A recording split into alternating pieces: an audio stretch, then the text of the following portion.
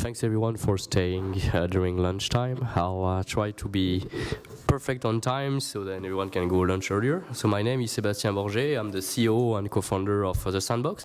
The Sandbox is a decentralized gaming platform where users can make voxel asset and gaming experience and monetize them on the blockchain using non-fungible tokens. Today I'll be sharing some lessons that we learned through going through our first pre-sale of land that happened back in December last year, and everything that we've put in place to make it a success. So if you're not familiar with the Sandbox already, so we are one of the most anticipated blockchain game, and there's many games coming this year, so I'm really enthusiastic. We are really proud as well to be part of top 15 as we showed just before on the Tap Radar top 50. So it's also a great recognition. Thank you.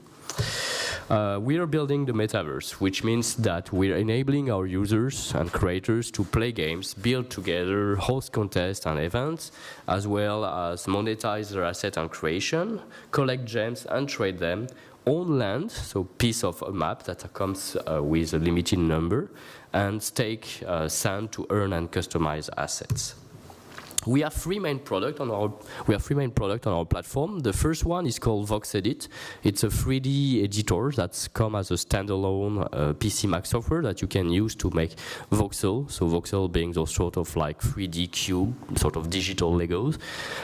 Make creation, animate them, and then you can export them either to any other software like Unity animation software, but you can also upload them to our marketplace where this creation will be tokenized as non-fungible tokens using ERC-721 or ERC-1155, and from there users can start trading them, monetizing them, and making revenue. And the last part is we have a game maker which enables you to use the content available on the marketplace and made using VoxEdit to make gaming experience that you will be able to play either alone or with friends, giving utility to these tokens. So here, there's no sound. Sorry,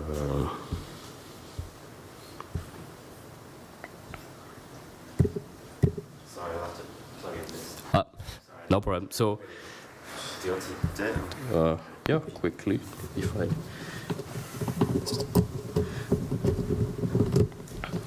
Let's start over.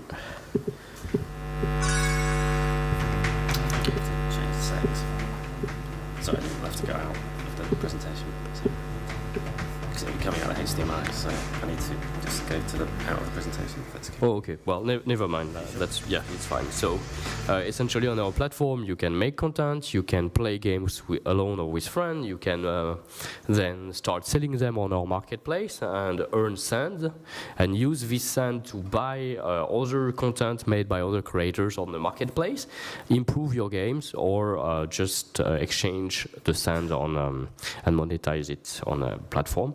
Then you can own a part of the land coming in a limited number. There's 166,000 parcels in total. Publish your game on this part of the map, or explore the games made by other creators and inside them play, find resource.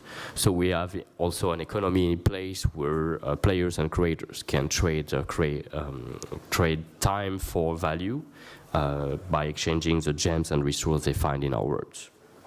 You have your avatar, so you can have a virtual self in this virtual world that you're going to use to explore the different worlds in our metaverse. So essentially you can play, create, earn sand, explore new land, and own lands. VoxEdit, so we started by launching this 3D editor targeting for a community of artists and voxel artists. It's been our first success, so we didn't aim first for a community of blockchain creators, but we launched this software.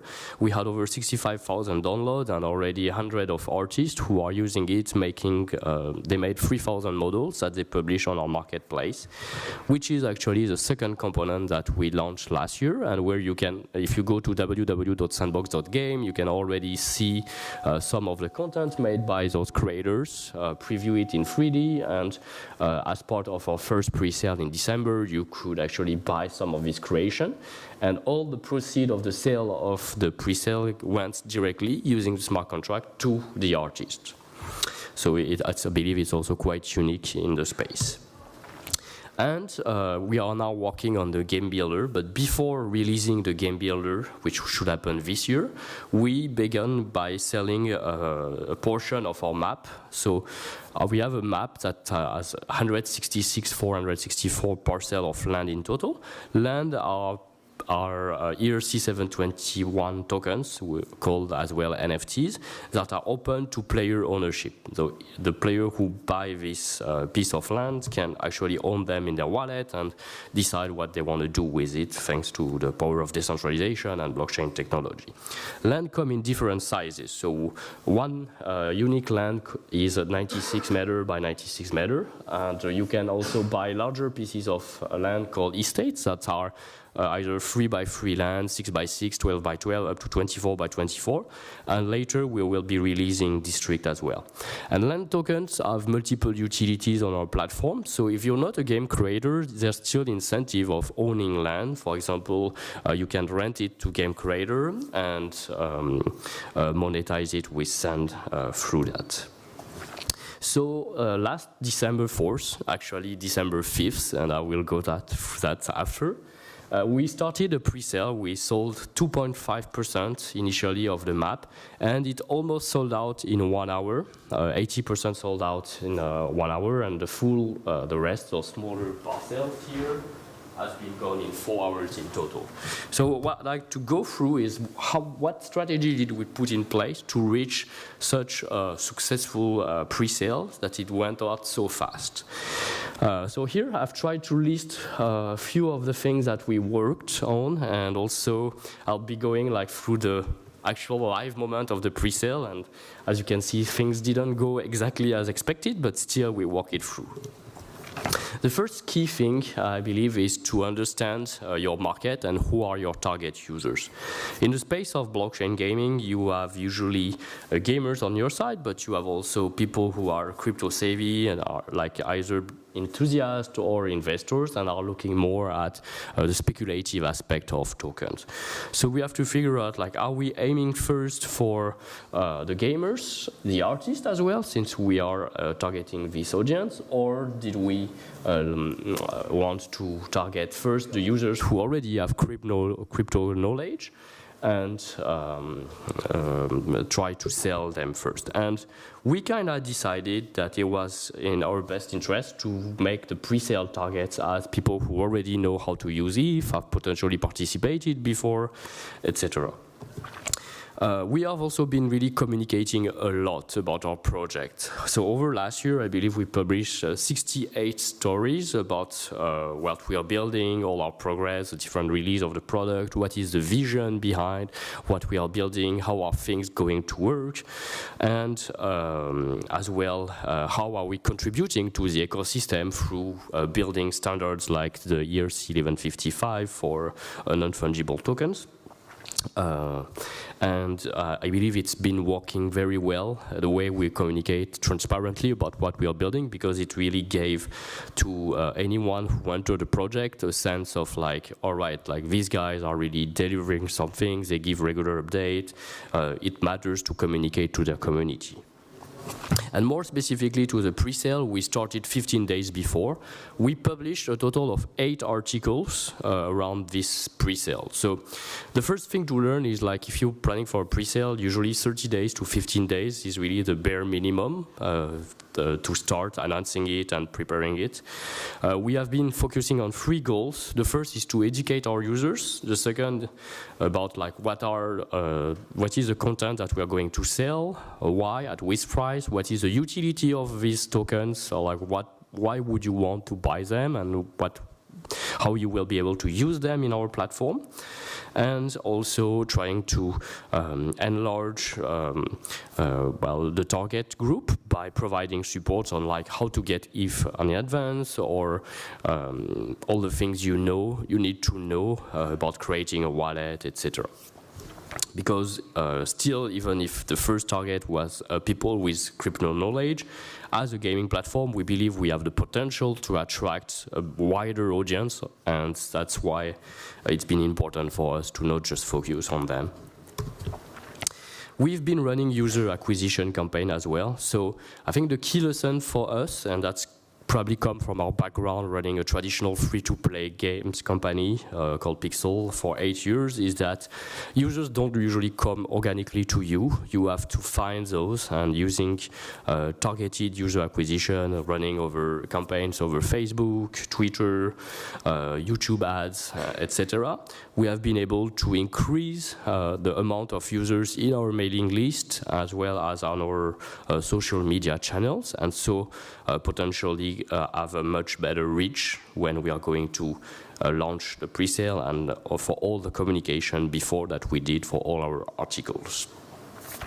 So for us it's been also quite important, and actually the user acquisition campaign started, I believe, 6 months before on the project. So we started to acquire, running every month, I would say a budget anywhere from $5,000 to $25,000 to grow an audience even before the game is there.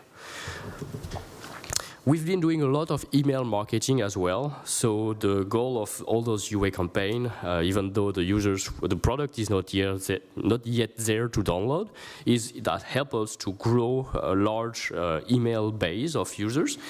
And we have also, every time we had one of those articles on Medium, we also have been sending summaries by email, engaging at least once a week with our audience to keep them updated, and have clear call to action in every single of this mail. So, for example, when you design an email, you need to make sure that always there's a button to be clicked above the fold. So when your users are going to open this email from their phone, they don't need to scroll to immediately see a nice artwork and a button that will drive them to, well, the key call to action that you're aiming for. And as you can see here, these are all the emails we send as well to our email base about the pre-sale. So I think we are, maybe you can think we are quite pushy, but in modern days, that's driven the results. So I would recommend to not be too light about it. The main result for us has been our community growth. So we are one of the largest blockchain game Discord channel. We have, of course, a lot of downloads of our voxel editor software, which has been also like an indirect way to attract non-crypto users to be interested into the product and the appeal of blockchain and monetization. We have a large number of user accounts that started being created, making a wallet. So not all of them are using MetaMask. Actually, we also partner with a company called Bitski, which enables you to have like a wallet that with an email and password. And I would say like about 70% of our users have actually used Bitski as a solution, and it's been great. Now, something that works also quite well for us is to establish partnerships, key partnership in the industry, focusing on known brands, traditional game studios that have nothing to do with blockchain, but believe in our vision of building a world where content can be monetized and owned by the users, and key industry partners such as blockchain games and solutions that help us to have a better reach, improve the user experience, etc. All those partnerships, so we've wrote articles on our blog to explain why we are doing this partnership, why they are synergic to us, and what's the vision behind. But also, it's been helping us a lot on our land pre-sale, specifically as every partner got their logo on the map. And so it was a way to mutually engage both product communities. Our community got interested into their product and wanted to discover them, and vice versa. The community of those products wanted to be closer, so the the partners' logo are acting like landmarks on the map, and you usually want to buy the land very much nearby your favorite games or products. Also, one key thing is the user experience. So I've been building product for something like 12 years now in both web, mobile, and now blockchain. And we really wanted the user experience to be no longer than 3 clicks to be able to buy. I did benchmark something like 20 different blockchain games. Every time there's a pre-sale, I participate, I buy. And you don't imagine the number of clicks you have to do until you finally get the product, or you can open the crate and you see your content and you pay 5 times a gas fee or MetaMask comes up. I think it's terrible. Like a lot of us in the industry, we forget like how easy and accessible it has to be. So the first step, of course, is creating an account. The second step is clicking buy, MetaMask comes, and it's done. That shouldn't be harder than that. So working hard on the user experience, hiring people who have actually done e-commerce and merchant website before in our team has been helping us to craft a user experience that's very lean and efficient. And the truth is, like, the more you add steps in your funnel, the more you're going to lose users along the way. So you have to really think, like, is it really that much important that I'm adding more steps, etc., for the users on the flow?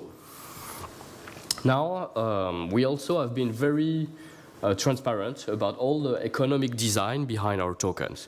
I think a lot of investors, crypto investors, and people in blockchain, they attach a strong importance to what are the economics behind your token design and how they can potentially game it and make a profit on top of it. So, well, I would say if you're smart about it, then you can on purpose try to leave some holes in your design so that they feel like, oh, if I buy a large estate like this, I get not only 20% discount on each land, plus being part of a certain round, I get an additional 40% discount. So when I'm going to break those, I will have 60% discount, and I can resell it with a 30% premium margin still, for example, and it will be a win-win for them.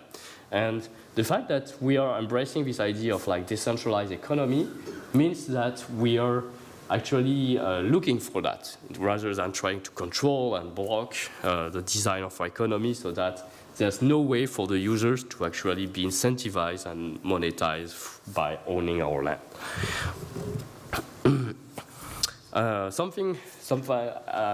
I don't know how many of you have been part of a gaming company, traditional gaming, and know about crunch.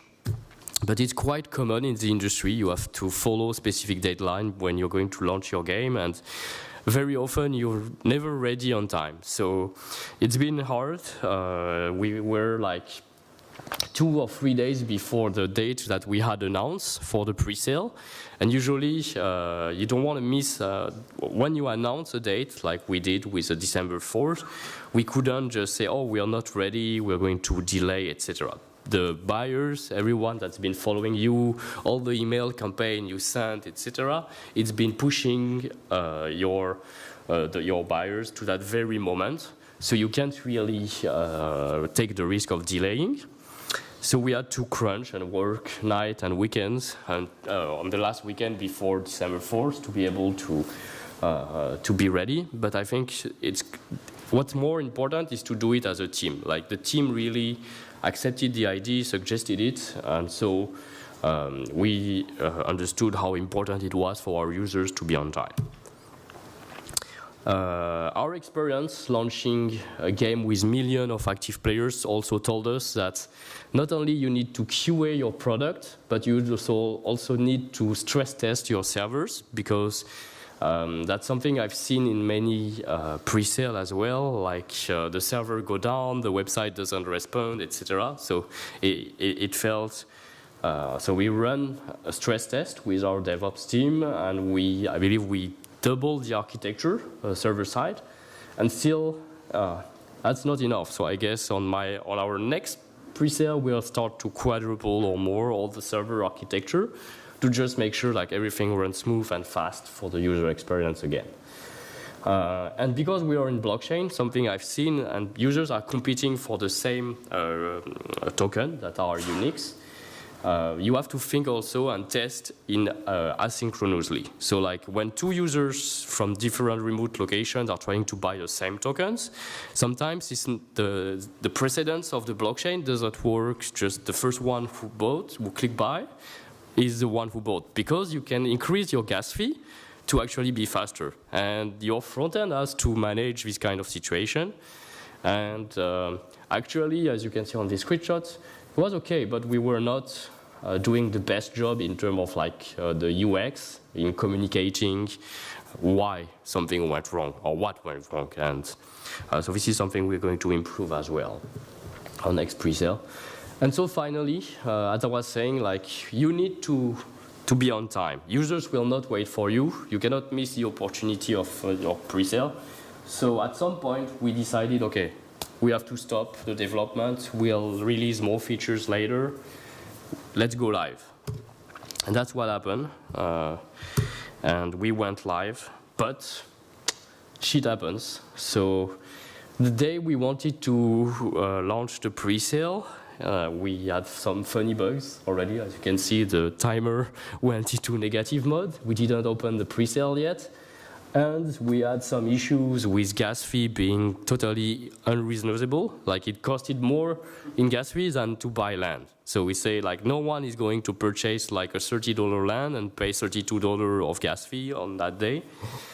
We also had some other issues. So I think our experience in launching product is the best is to just be transparent to your community, explain what went wrong, why, what are you working on to fix this, and when do you expect to be live again. So even though we had all this preparation, etc., unfortunately we were not live, and but we worked into making some funny jokes about, oh, there's no more coffee in the office, or etc., or we created nice artwork and we publish it, and the community. So not everyone actually took it with humor. We had some very engaged users that say, oh, if they are not even able to launch their presale on time, what kind of guys, how serious are these guys, and I'm never going to buy again from you, etc. So some of the people who were the most into the product, strong lovers, became haters suddenly. So the whole team was on Telegram, Discord, communicating, providing feedback. It's been it's been quite important also to engage our whole team there. And well, finally the next day, we were able to address all those issues. And well, at prime time, when we opened the presale, things went pretty well. So we were able to manage those expectations. We lost some buyers, some major whales along the way. So definitely there's lessons that we learned that we are not going to repeat on our upcoming next round of presale. But still we were able to manage selling the land quite quickly. So this is a screenshot of how it looked after 30 minutes. So quite interestingly, as I just mentioned, that every community logo really played a role. So this is my crypto heroes, like Japanese users have really been keen on buying around. This is Axie Infinity, it worked quite similar. And also what's been great is like all our partners, so for example here is nonfungible.com, they have been quite enthusiastic and sharing the success and showing that, oh, everything sold out, including having their logo and around. So I think that strategy of partnership really worked well for us, and it helps the ecosystem in general, not just us. So this is what happens. The land presale has been gone out in 4 hours, as I was mentioning. And because we've been through our time as a team, we had to crunch, we had to be there in support and serving users quite rapidly. I think it's also been important to celebrate as a team as well after it happens. Something one of the takeaway of running a presale, it's a lot of like I don't know how to say, it's very exhilarating, and your heart can go up and down very quickly. And that's exactly what has been happening for us. And well, it's going to happen all over again, I guess, because we are launching our next round of pre-sale in February. We are already preparing new partnerships with key actors in the gaming industry, blockchain industry partners, and traditional game studios.